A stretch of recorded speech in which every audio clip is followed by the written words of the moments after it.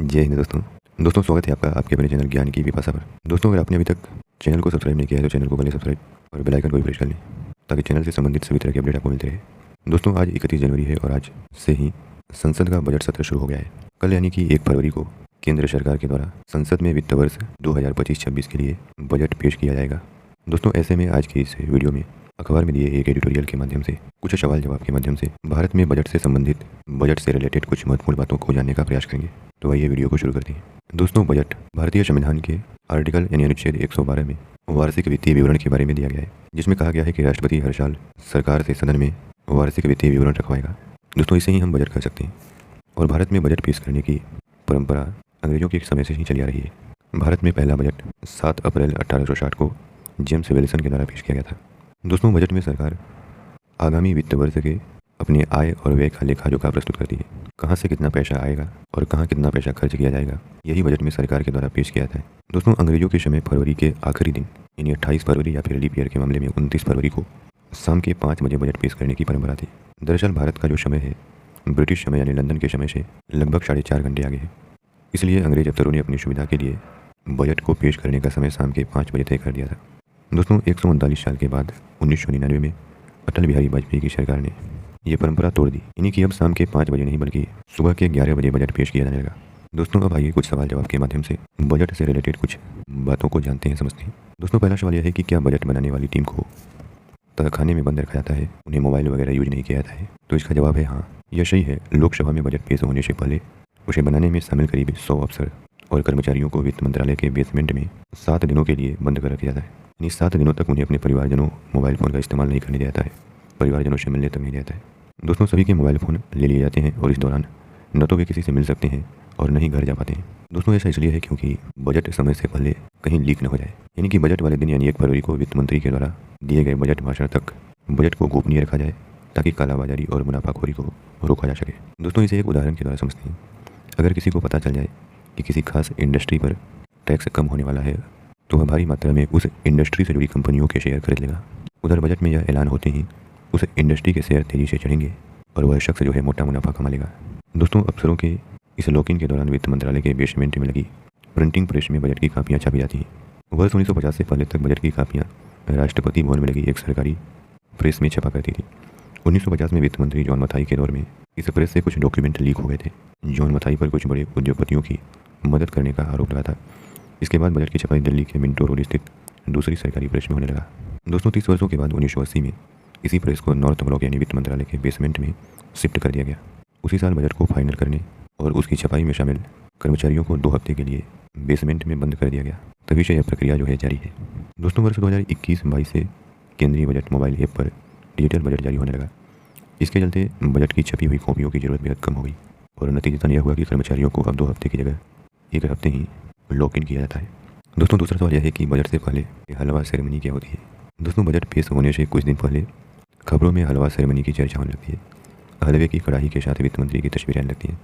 दरअसल भारत में किसी भी शुभ कार्य की शुरुआत मीठे से होती है। देश का साल भर का बजट बनाना भी शुभ काम माना जाता है। इसलिए नॉर्थ ब्लॉक की प्रेस में बजट की छपाई शुरू होने से पहले हलवा बनाया जाता है। दोस्तों वित्त मंत्री अपने हाथ से स्टाफ को कढ़ाई से हलवा परोसती हैं और इस हलवा सेरेमनी के तुरंत बाद ही उन कर्मचारियों को लॉक कर दिया जाता है जो बजट बनाने की प्रक्रिया में लगे होते हैं। इसलिए हलवा सेरेमनी को इन लोगों के प्रति आभार जताने का एक तरीका भी माना जाता है। इस वर्ष की हलवा सेरेमनी 24 जनवरी को हुई थी। दोस्तों आपको बताया कि पहले बजट फरवरी महीने के अंतिम दिन पेश किया जाता था, तो फिर वह 1 फरवरी से कब से पेश होने लगा? तो दोस्तों अंग्रेजों के समय से लेकर यानी 1860 से लेकर 2016 तक का बजट फरवरी महीने के आखिरी वर्किंग डे यानी 28 फरवरी या अगर लीप ईयर है तो 29 फरवरी को पेश होता था। 21 जनवरी 2017 को मोदी गवर्नमेंट ने आम बजट को पेश करने की तारीख 1 फरवरी कर दिया, यानी अब आगे 1 फरवरी से ही यह बजट पेश किया जाएगा। हालांकि इसके पीछे वित्त मंत्री यानी तत्कालीन वित्त मंत्री अरुण जेटली ने 2 वजह बताई थी। पहली वजह थी बजट लागू करते समय यानी बजट लागू करने में समय की कमी और दूसरा है रेलवे बजट का आम बजट में विलय।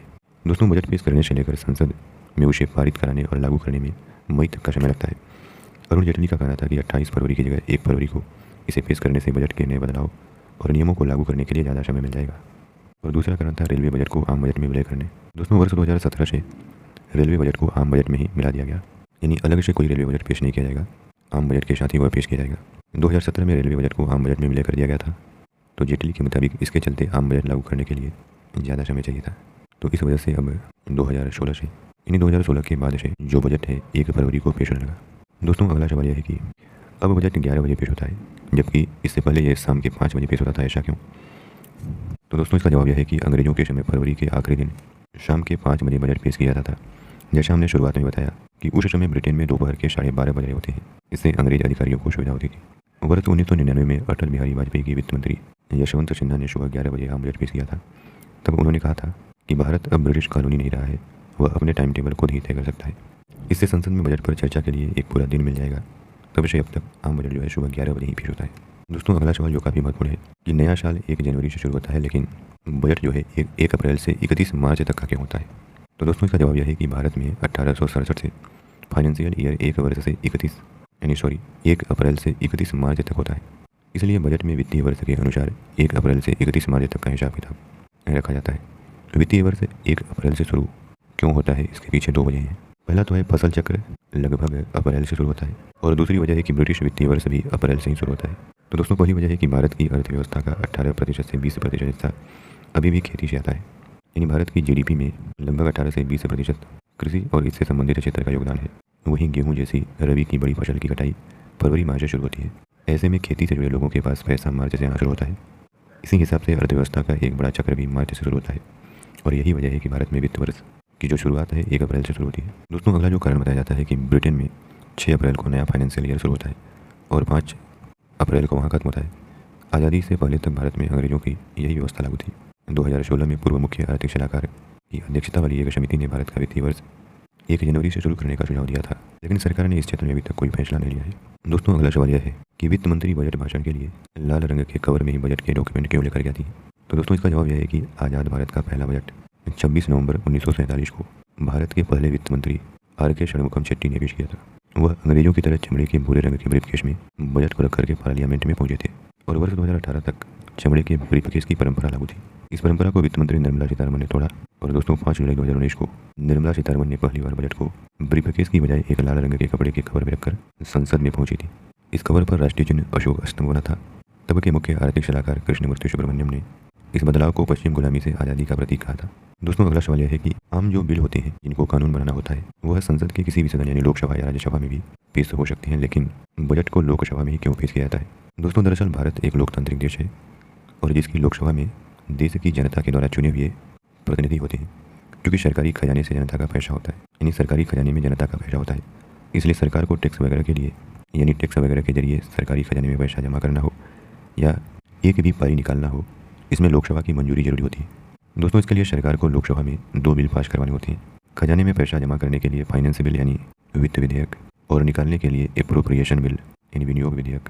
दोस्तों ये दोनों बिल पैसे से जुड़े हैं और बजट में शामिल होते हैं, इसलिए बजट को मनी बिल भी कहा जाता है, और संविधान में स्पष्ट उल्लेख है कि मनी बिल केवल लोकसभा में ही पेश हो सकता है। दोस्तों हालांकि बजट लोकसभा से पास होकर राज्यसभा में भी जाता है, लेकिन राज्यसभा अगर कोई बदलाव सुझाती है तो लोकसभा उसे मानने के लिए बाध्य नहीं है। यानी किसी सरकार के पास अगर राज्यसभा में बहुमत नहीं है तो भी उसे बजट पास कराने में कोई दिक्कत ज़्यादा नहीं आएगी। दोस्तों अगला सवाल यह है कि भारत में रेलवे का बजट पहले आम बजट से अलग पेश होता था, अब इसे आम बजट में क्यों शामिल कर लिया गया है? तो दोस्तों इसका जवाब यह है कि वर्ष 1924 से लेकर के 2016 तक रेलवे बजट आम बजट से अलग था। इसके पीछे सरकारों के 2 प्रमुख तर्क थे। पहला यह कि रेलवे देश का सबसे बड़ा मंत्रालय है और इसमें सबसे ज़्यादा आम लोग और कर्मचारी जुड़े हुए हैं, और दूसरा तर्क यह था कि देश की तरक्की, सुरक्षा और उसे एकजुट रखने के लिए रेलवे एक बेहद जरूरी उपक्रम है, इसलिए इस पर अलग से फोकस किया जाना चाहिए। दोस्तों पहली बार 1924 में अंग्रेजों ने रेलवे बजट को आम बजट से अलग पेश किया था। तब एक वर्थ नाम की एक रेलवे कमेटी ने भारत में रेलवे के राष्ट्रीयकरण और अलग अलग निजी नौकरियों को एक करने के लिए सिफारिश की थी। सितंबर 2016 में नरेंद्र मोदी सरकार ने 92 साल पुरानी परंपरा को तोड़ दिया। तब के वित्त मंत्री अरुण जेटली ने कहा था कि रेलवे बजट आम बजट की तुलना में बहुत छोटा है, इसलिए अलग से पेश करना सिर्फ एक रस्म अदा करने जैसा है। तभी से यह आम बजट के साथ ही पेश किया जाने लगा। तो दोस्तों ये रही बजट से संबंधित कुछ महत्वपूर्ण जानकारियाँ। आशा करते हैं कि आपको इस वीडियो के माध्यम से काफ़ी कुछ जानने को मिला होगा। धन्यवाद।